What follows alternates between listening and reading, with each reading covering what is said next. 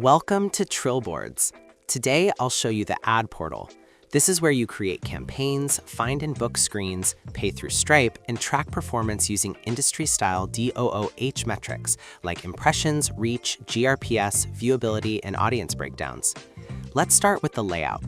On the left sidebar, you'll see your main navigation, dashboard for a quick performance overview, campaigns to create and manage ads, find screens to browse inventory on a map and apply filters, bookings to view what's currently scheduled and active, payments for spend, invoices, and billing auctions, TrillGPT for AI help with planning and optimization, and at the bottom, help and support and settings.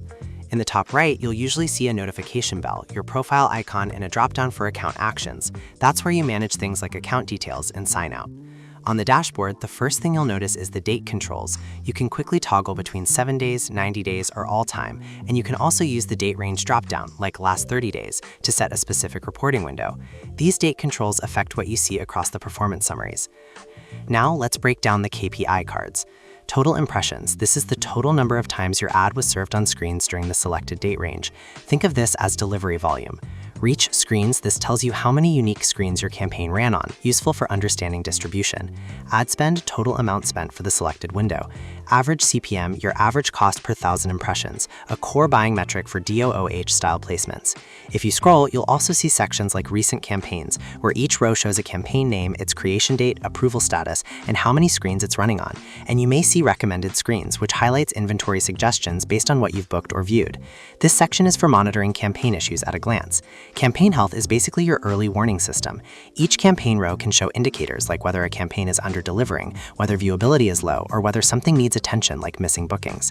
Then there's delivery pacing. Pacing compares delivered, what you've actually delivered so far, expected, what you should have delivered by today to stay on pace, behind, the gap between those two. This is helpful because it prevents end-of-flight panic. You can spot under-delivery early and respond by booking more screens, extending schedules, or increasing inventory. Now let's jump into the most important reporting area, campaign analytics. At the top, you'll typically see a back button to return to the previous screen, a refresh button to pull the latest reporting, and an export button for saving or sharing results. You'll also see date filters again, plus a campaign selector like all campaigns, which lets you filter reporting to one campaign or compare across everything. In Overview, you'll see your headline campaign metrics, total impressions, total ad play served, unique reach, the estimated number of unique people exposed, depending on the measurement model, total spend, total cost, AVCPM, efficiency metric, cost per 1,000 impressions. Below that, you'll often see performance over time, a chart area that lets you visualize delivery across days. This is where you'd look to confirm whether delivery is steady, spiking, or dropping. Next, click Reach in GRP. This tab is designed for planners and buyers who think in reach, frequency, and rating-style delivery. Here's what this section is for. Reach answers how many unique people did retouch. Frequency answers, on average, how many times did each person see the message. GRPs, gross rating points, are essentially reach percent times frequency. It's a traditional media planning concept translated into DOOH-style reporting. In this tab, you'll typically use it to validate whether you're building broad reach, many people, fewer repeats, or high frequency, more repetition, tighter placement, and whether the campaign is trending toward the delivery goal you intended. If the tab provides charts, use them like this. If reach climbs but frequency stays low, you're spreading wide across screens or day parts. If frequency climbs faster than reach, you're repeating more often to a smaller audience, which can be desirable for recall, promos, or short windows. This is the section you'd screenshot for any media buyer who wants TV-style planning vocabulary, because reach and GRPs translate easily into agency reporting. Next, click Viewability. This is where you prove quality, not just delivery. At the top, you'll see Industry Standards Compliance. These are benchmarks used in advertising measurement. MRC Standard shows the percentage of impressions that qualify as viewable under MRC-style rules. IAB Standard shows measurable/viewable compliance aligned to IAB concepts. Group M Standard, another common agency benchmark that teams reference for quality thresholds. Even if these are simplified, the point is, this is your trust slide. It communicates that delivery is not just happening, it's happening in a way that's likely to be seen. Below that, you'll see summary cards like MRC viewable, percent of delivered impressions that meet the viewability criteria, IAB measurable, percent that were measurable/detectable, AV view time, how long the ad was in view on average, AV percent in view, how much of the ad screen area was visible on average. Then you have the fraud and invalid traffic (IVT) area. This is basically your integrity check. It's where you show that traffic is low risk and credible. If there's a trust score or risk label, it's meant to reassure advertisers they're not paying for junk delivery. Next, click Geographic Percent. This tab answers where did our exposure happen. This is usually displayed as a map-style visualization and/or a ranked breakdown of regions, cities, or neighborhoods, and percent distribution of impressions or reach by geography. This is how you use it. If you intended a city-heavy campaign, you want to see a large share concentrated where you targeted. If you intended broader coverage, you want a more distributed spread across multiple areas. If a specific region is underrepresented, that's your signal to book more screens in that area or adjust filters and find screens. Agencies love this tab because it helps validate that spend aligns with the intended market plan. Now click Audience. This is where you translate delivery into who saw it. Depending on what's enabled, you'll typically see audience composition breakdowns like age bands, gender splits, or general demo buckets, interest or behavior style audience groupings, and sometimes indexing, meaning whether your campaign over-delivered against certain audience groups compared to a baseline. How to explain this in simple terms? Impressions tell you volume. Audience tells you composition. So if a client says, I want more young professionals or I want families, this is where you show whether the campaign is actually skewing toward that audience. And this is also where you learn how to optimize your next booking. If the audience skew isn't what you expected, the action is usually adjust the venue types you're booking, adjust geography, or shift day parting if that's supported by the booking schedule. Now let's create a campaign. Click Campaigns, then choose Create New Campaign. Here's what each field does. Campaign name, internal name you'll recognize later in reporting. Description, what the campaign is for, helpful for teams and approvals. Target audience, describe who you're trying to reach. This can help with optimization and planning. Budget, the amount you're planning to spend. Website/link, optional, where you want viewers to go, or the client's landing page. Below that is your creative section. In campaign media, you have two ways to add creative. Generate visuals with AI, great if you need quick concept variations. Choose Files, where you upload your final assets. You can upload up to 5 images and 1 video with a total size limit, and video formats like MP4 or MOV. This is where you drop your finalized ad creative. Once everything looks good, click Create Campaign. That submits your ad for creation and moderation.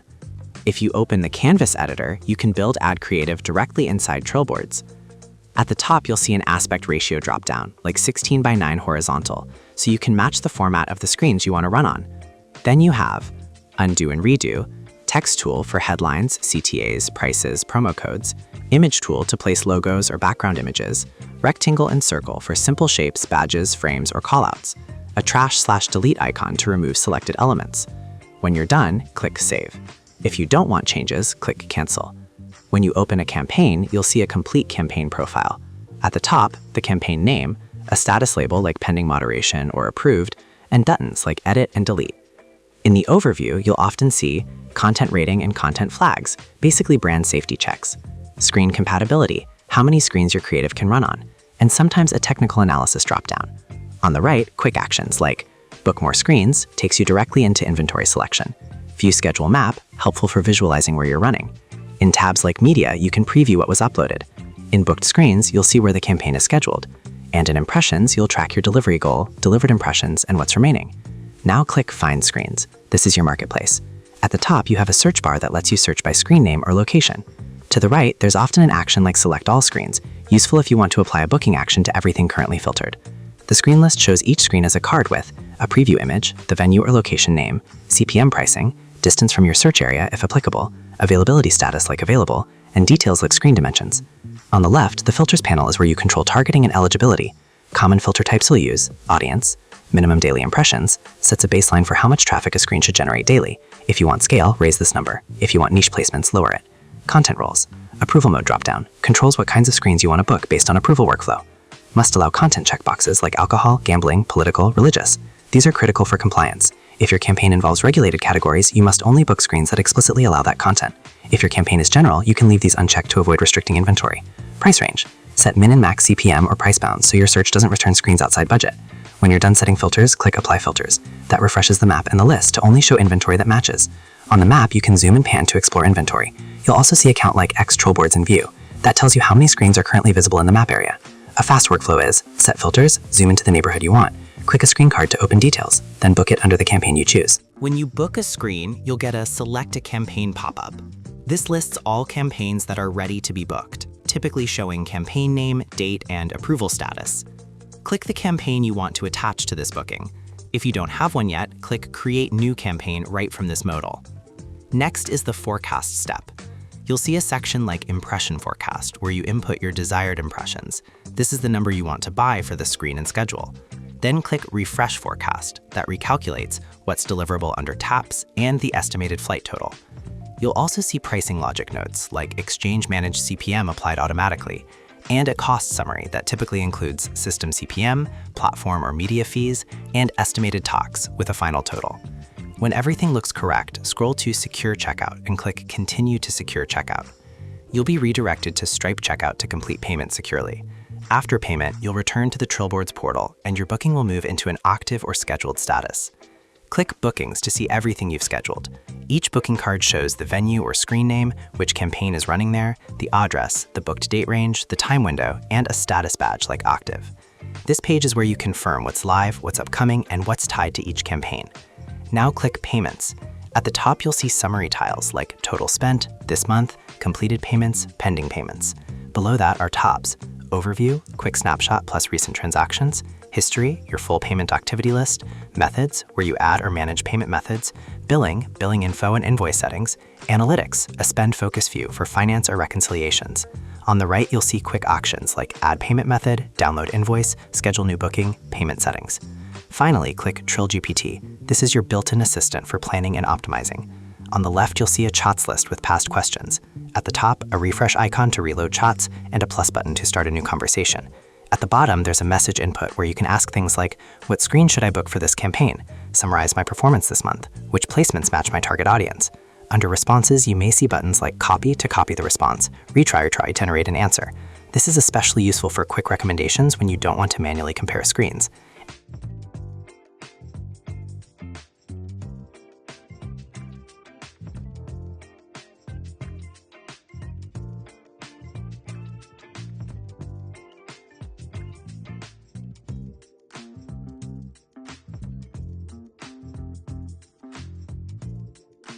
And that's the Trillboards Ad Portal. Create campaigns, upload or design creative, find and filter screens, book impressions, check out through Stripe, and track performance through reach, GRPs, viewability, geography, and audience reporting. For any questions or inquiries, contact us at trillboards.com or sneh@trillboards.com.